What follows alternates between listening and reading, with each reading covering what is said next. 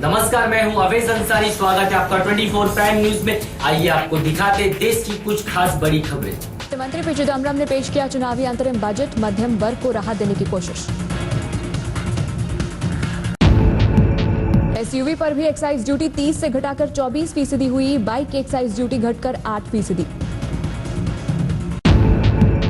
Budget में नहीं बढ़ाया गया टैक्स का बोझ, एक्साइज ड्यूटी में कमी का जमकर ऐलान।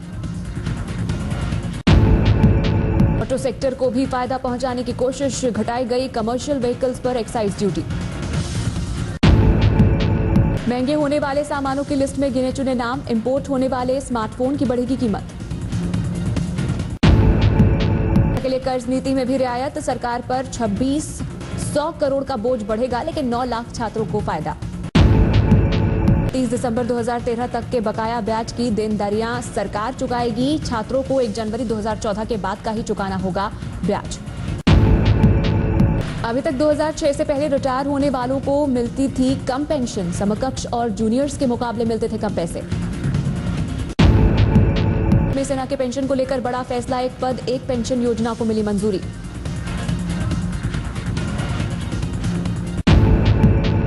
जवानों को ये लगना चाहिए कि उनका पूरा समर्थन उनकी सरकार करती है, ये हमारा सेंटिमेंट है। बजट में गरीबों, अल्पसंख्यकों और किसानों के लिए भी राहत, कृषि कर्ज पर जारी रहेगी 2% सब्सिडी।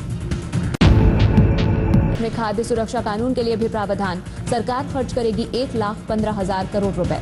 चिदम्बरम ने जमकर गिनाई अपनी सरकार की कामयाबियां, कोयला और बिजली उत्पादन बढ़ने का दावा। नई पेंशन योजना से 30 लाख पूर्व सैनिकों को सीधे सीधे फायदा। 3 दिन पहले पूर्व सैनिकों ने राहुल से की थी मुलाकात, फैसले का किया स्वागत। अंतरिम बजट पर मोदी ने किया ट्वीट, निराश करने वाला था बजट, सरकार ने थपथपाई अपनी पीठ। रक्षा विशेषज्ञ भरत बर्वा ने कहा, राजनीतिक मुकाबले की वजह से लागू हुआ एक रैंक एक पेंशन।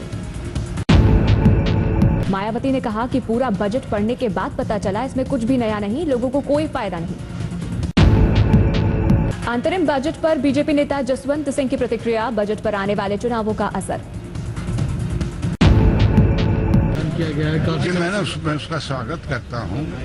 मैं इसका डिटेल देखना चाहूंगा कि 1 रैंक 1 पेंशन में क्या रह गया, क्या किया गया है। वोट ऑफ अकाउंट पर सीपीएम की प्रतिक्रिया, किसी खास मुद्दे पर नहीं था बजट का फोकस। चावल के भंडारण और ट्रांसपोर्टेशन के लिए बजट में प्रावधान, गेहूं की तरह सर्विस टैक्स में छूट। तमिलनाडु के मुख्यमंत्री जयललिता ने कहा, सरकार कर रही थी अपनी कमियां छुपाने की कोशिश। ये बकवास है, गरीबों के लिए और पिछड़े राज्यों के लिए कोई इनकी चिंता नहीं है, कोई इनकी योजना नहीं है। बजट पर फिक्की के अध्यक्ष सिद्धार्थ बिरला की प्रतिक्रिया, एक्साइज ड्यूटी में राहत से इंडस्ट्री को फायदा। उद्योगपति आदि गोदरेज ने कहा, ऑटोमोबाइल सेक्टर के लिए अच्छा है बजट। दिल्ली की बिजली कंपनियों के ऑडिट को लेकर केजरीवाल की दलील, सिर्फ कंपनी को है जांच से दिक्कत। हीरो ग्रुप के सुनील मुंजाल ने कहा, बजट में हुए ऐलान से ऑटो सेक्टर है खुश। बजट के बाद सीआईआई की बैठक में बुलाए गए दिल्ली के पूर्व मुख्यमंत्री केजरीवाल, अर्थनीति के बारे में की बातचीत। गलत धारणा बनाई जा रही है कि Aam Aadmi Party is against business. We are not against business, we can't be against business.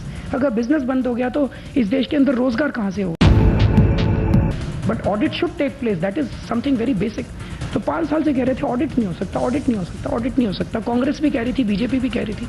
हम लोगों ने 5 दिन में ऑडिट ऑर्डर करके दिखा दिया। गैस कीमतों के बारे में भी बोले केजरीवाल, बिना सरकारी संरक्षण के लिए नहीं बढ़ सकती बेतहाशा कीमत। केजरीवाल ने कहा, कॉरपोरेट सेक्टर के खिलाफ नहीं है उनकी पार्टी, लेकिन बेईमानी बर्दाश्त नहीं।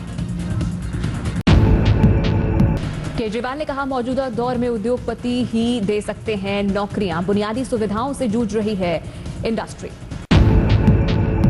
जेडीयू नेता अली अनवर ने कहा, बजट में बेकार मुद्दों पर रियायत, गरीबों का नहीं रखा गया ध्यान।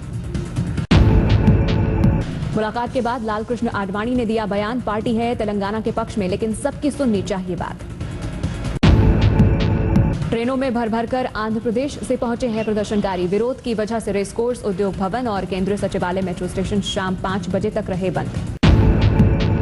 तेलंगाना के विरोध में आडवाणी से मिले सीमांध्र के सांसद, बीजेपी से समर्थन की मांग।